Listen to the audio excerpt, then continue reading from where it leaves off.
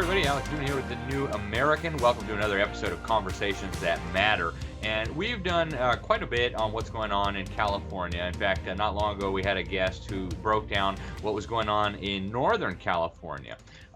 They were planning to break down 4 of the dams that really make life possible up in some of the northern parts of California.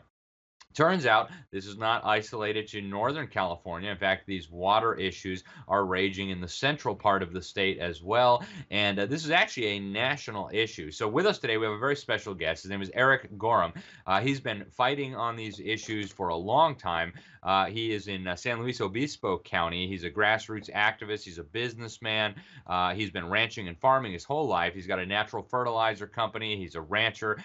He's got a landscape construction company. And he's been really, really involved in these local water issues. He's actually planning to run for office. He wants a seat as a county supervisor, which is like a county commissioner in 2024. So still some time away. But Erik, thank you for being with us. And tell us what's going on the waterfront. I understand these very, very powerful elites are coming in and they're trying to scoop up the water rights from the local citizens. Big corporations and investment groups are coming into small town California trying to get all the water rights. What's going on?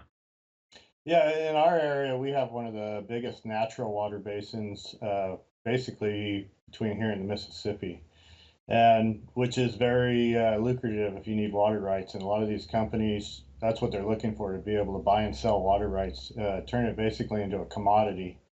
And we see this, I kind of see the new era of things trying to push into other states and maybe even a federal water system. But it's all about control. Who controls that? Who controls the commodity? And what happens, like to us, one of the reasons I got into this fight is, they want to steal those rights from us. And we're a little different because our water's all underground, very rich in underground water. But they basically create a bank and they take that space up. And if you look at a cup, if you can buy half that cup, I can only drink my half, and in time of drought, they come and take that water. They sell it off to, say, LA, someone, these areas that need a lot of water but don't have it for a lot of money, or they find ways in ag to use it. But mostly it's to sell to bigger communities and the collateral damage that happens to the small communities like us. And so how are they getting these rights? Because I guess especially out west, water rights are a big deal, and typically when you buy a piece of land or something, it comes with water rights, right? So how are these big companies coming in and trying to extract these rights from the people who have them right now? So one of the things they tried to do, and a group of citizens around here defeated them, is we have a lot of special water boards here and different water rights because it's become such an issue. One of the things they tried to do was get voting power. So they said, if I own 40,000 acres, I get 40,000 votes. And that's how they're going to try to get control from the county, from the citizens of different cities. Was, they figured they had massed enough property where they could outvote the local municipalities, local citizens. We've defeated that. But really what it comes down to is, and this over the years, it's been a lot of different issues. So I kind of know what they're going to do to other areas is they'll come in and a county will say, well, historical use, you've been using this water. So what they do is they plant vineyards, they overhead irrigate them, which is really unheard of around here. Nobody overhead irrigates a vineyard because that's just a waste of water. You use drip irrigation. They will come in and they might have thousands of grapes. They don't even harvest. They're just trying to show a historical use that they need that water, or they'll grow a crop like alfalfa, all these heavy water crops, basically show the use. And then basically what they're trying to do is down the line get those rights basically deeded to them from the county. It's not necessarily the right wordage, but it might be something that people understand better. And they always get that water. Some of them are quite honest. We're doing this for historical water use because we want to trade this water on a commodity. We have a state water line that runs through part of our county. And what they're trying to do is, they bought up the land on top of that. Once they can show the historical use and they can try to bend the county to let people export water. Currently, it's illegal to export water to other places for the most part. But my opinion is they're going to try to sell it back to the state, to Santa Barbara, to wherever that water can go. Hmm. It's Sounds really like some turning crony capitalism. Yeah, and basically what you see if you look at these players who they've really latched onto in California is people like Gavin Newsom, and they're even local people. They're really hitting politics, but they're hitting the leftists for the most part. Because I mean, honestly, in California, the leftists don't tend to care about the rural communities, and we're Mm. collateral damage that they're willing to accept. So, who are some of the individuals involved? I mean, I've heard the term the Wonderful Corp. Obviously, Bill Gates is buying up hundreds of thousands of acres, maybe more. Who are some of the people that are doing this, and what do you suppose their agenda is? Well, if you look in California, a lot of the people you look at Stuart Resnick, who owns the Wonderful Corp, he owns a lot of other things, and locally, I'm trying to go. I guess I'll just skip to the big players. You got Harvard Investment, which is a wing of Harvard University, and really in the Central Valley, Northern California, and the Central Coast. That's where they're buying up land. That's where they're getting the water rights. Um, Believe it or not, Stuart Resnick was able. So Kern County, to the east of us, has a man-made water bank. It's, I believe, bigger than our natural water bank, but it's a man-made water bank. The citizens paid to get that water into the bank, which is just banking water underground. Somehow, through a backroom deal, nobody can quite tell us how.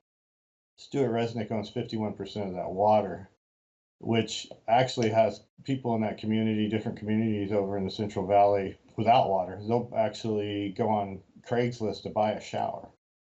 And people don't realize Wow. this is happening in California. We're supposed to be this great land of agriculture and plenty, and it just goes without seeing. People literally, have tanks in front of their house. Sometimes they get deliveries. Some people don't have deliveries, and they have to basically buy water from a neighbor down the street that can get water. Wow. The reason being is it's really control the water, control agriculture.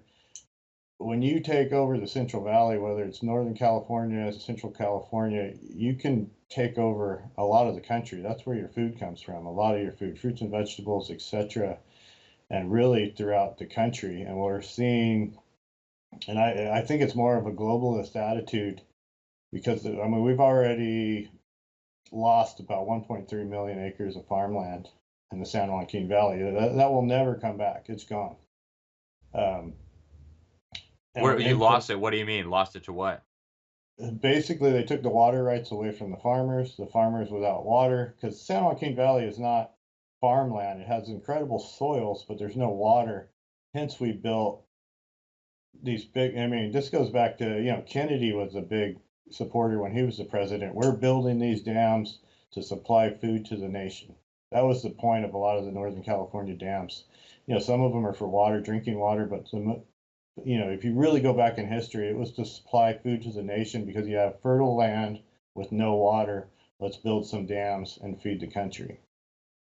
You start Okay. taking that away. Where does that food start coming from? And I can't believe, because we just went through COVID and we saw these supply chain issues. Or I guess we're still doing it. There's still supply chain issues, but we're going to start supplying our supply of fruits and vegetables. If we keep going down this route, is going to be coming from South America and Central America, and we've already seen the disaster that's awaiting us when a natural disaster happens. They're not that those shipments are going to stop. We have this bountiful place in California that can feed the country and feed other countries, and we're slowly eroding away. This last month or two, they just shut off the water, the federal water from Lake Oroville, or the state water from Lake Oroville, to all the farmers. They just, guess what? In 2 weeks, we're shutting off your water. Well, what's been happening the last month? Harvest.